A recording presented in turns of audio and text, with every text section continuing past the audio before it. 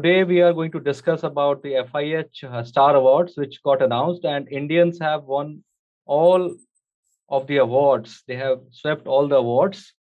So with me, I have Sandeep Mishra, the editor of News 9, with us to talk about the Star Awards and how Indians have really done well here.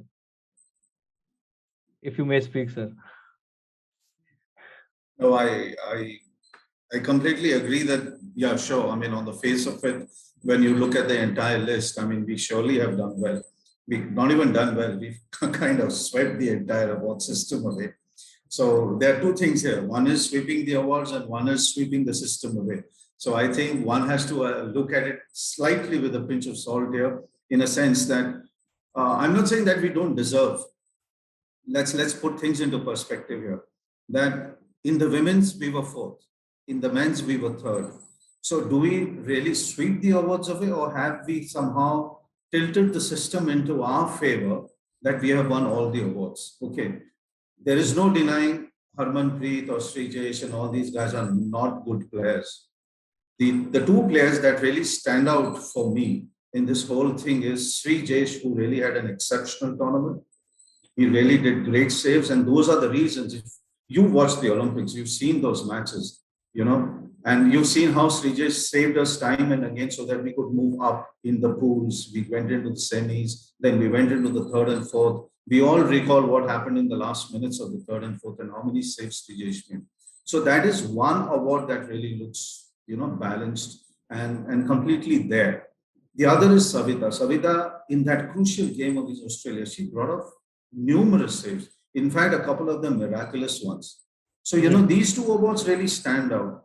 But yeah, if you ask me from a journalist point of view, if you ask me from a fan point of view, any point of view, I completely believe that, yeah, there are a couple of question marks on the awards that have come into our favor.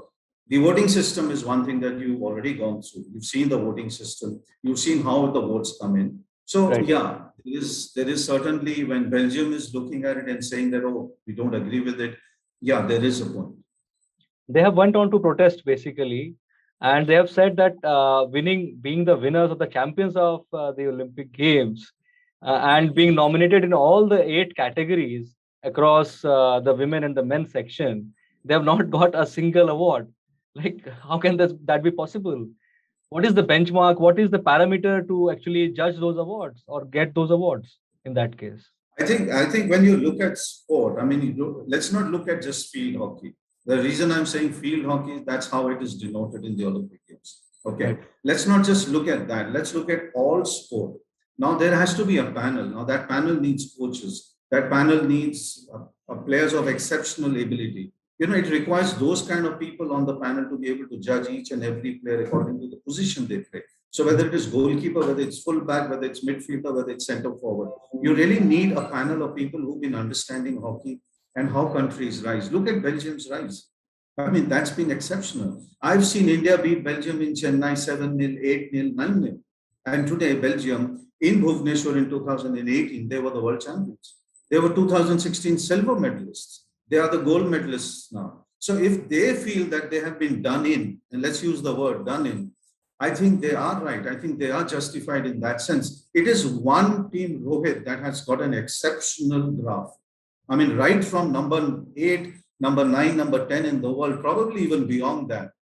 When you look at 1994 World Cup, they Right. have now risen to the top of the peak. So what do you tell them today? What do you tell Alexander, for example? You tell me, what are you going to tell Alexander, the guy who scored 14 goals, and Harmanpreet Pipson, who scored 6 goals? So definitely there is a certain amount of, Same with the women's side. Frederick Matla from Netherlands, she scored 9, and our girl Gurjeet Kaur had only 4 goals there. So yeah, don't forget Albers. Don't forget Albers, who's got 6. yes, So yeah. that's above Gurjeet. Gurjeet, So, but the question is that, now either you say that these awards are popular awards, and let's finish it at that. Just say these are, I mean, don't we have them in Mumbai for Bollywood and all that? These are the popular awards, and Salman Khan gets it and goes away, and the other actors and all the Manoj Bajpayees of the world don't get those popular awards. So might as well make them the popular awards, and save embarrassment. I'm not trying to be critical here, honestly. But yes, there is an embarrassing aspect to these awards. When you have these very players who are good players, but there are at least 6, 7, 8 players above them who've also been exceptional. So what do you tell them? Yeah. Former hockey greats like Aslam Sher Khan, Zafar Iqbal, and Ashok Kumar have spoken to News9, and they have said that the award system looks flawed. There needs to be a technical committee or somebody heading the technical committee who would be actually judging people on merit.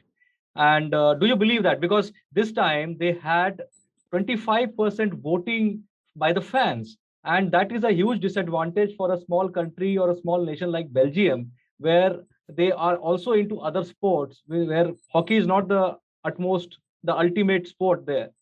So, do you think that this is a system which is totally flawed, having fans vote for this award? Yeah, I mean, let's say, okay, let's put in the fans vote, but then put in 5 to 10% and leave the rest to the technical committee, like you just said, that there needs to be an exceptional technical committee that does understand how performance works in players. You look at Holland. Holland hockey is the number 2 sport after football. Right. It's the number 2 sport where at least people 30,000, 40,000, 15, 20,000 come and watch those games. In right. Belgium, hockey is rising very fast.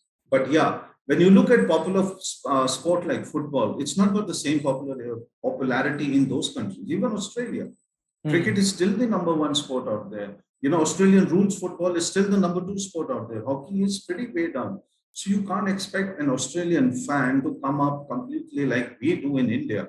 And in India also, how many? 2 million, right. 1 million, right. 500,000. It's good to say that it's a national sport. It's good to say we won a bronze.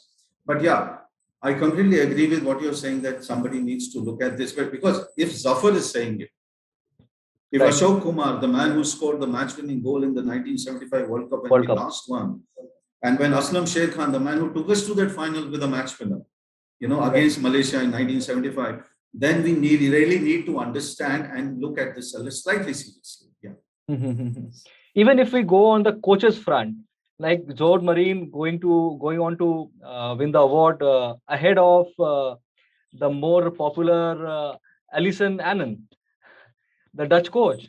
Actually, the team won.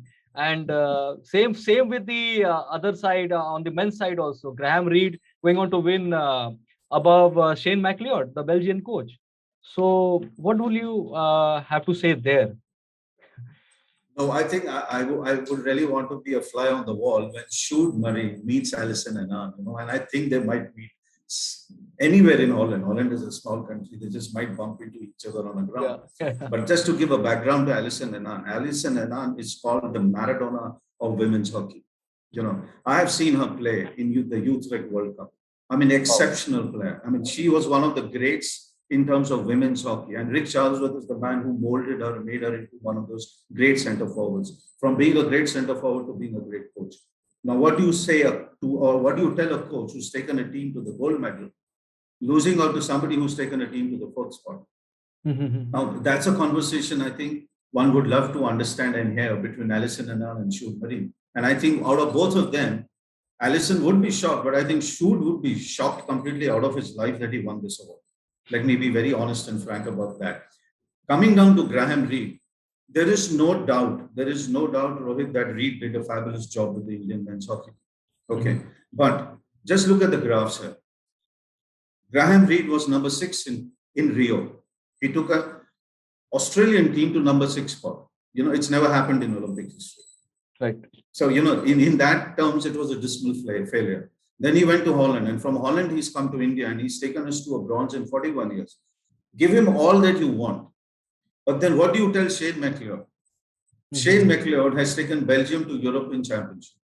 Shane McLeod has taken Belgium to the silver medal in Rio. Shane McLeod has taken Belgium to the World Championship final and won the title in Bhubaneswar in India in 2018.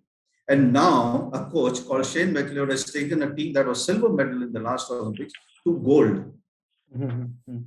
So where does Graham Reed stand and where does Shane McLeod stand? I think I leave that to you, and I leave that to the FIH committee to figure out how to do that. Yeah. If I may go award by award, like Yeah. by the categories, if I may ask you Hmm. that whom do you feel more deserving? So if I start with the Hmm. men, Harmanpreet Singh has won the award, and just close behind is Alexander Hendricks with 14 goals. Yeah. Then Arthur Van Doren, then Aaron Yeah. Zalewski, Tim Brandt, Yeah. Zeke Witton, like Yeah. so many match winners out there in that list. Still, Harmanpreet somehow scores the penalty corner specialist and our defender and Yeah, fullback. but rightfully you cannot deny Alexander. Alexander's got 14 goals. Mhm. Just by simple goal philosophy, you Right. cannot deny Alexander. And then you look at Arthur Van Doren. You Mhm. look at Zaleski. I mean, look at that guy. He's exceptional. I'm not saying Harmanpreet is not exceptional, not at all. Mhm. But there are parameters, there are metrics that you use Right. to decide the best players. Right. How do you decide that? So Mhm. I think it's very simple. I think it should have gone to Alexander. Let's put it simply. If you're going to, or the FIH needs to say what are the metrics that we use, which they've said in terms of popular vote, but then Mhm. make it slightly more transparent. What were the other metrics in sub metrics that are used for deciding field hockey? Because hockey has a lot of other, there are so many subcategories in terms of how a player plays, how many assists. It's like football, it's like basketball. At Mhm. the end of the day, what do? You look at points, you look at assists, Right. and you cannot beat Alexander. Belgium's Alexander is right at the top. Yeah. Same with the. I'm sure this time you said about PR Sreejesh being the most deserving winner among the Indians. But if you go by Rising Star Award, Vivek Sagar Prasad getting an award ahead of Mustaphaa Cassiem from South Africa and Son Findlay from New Zealand.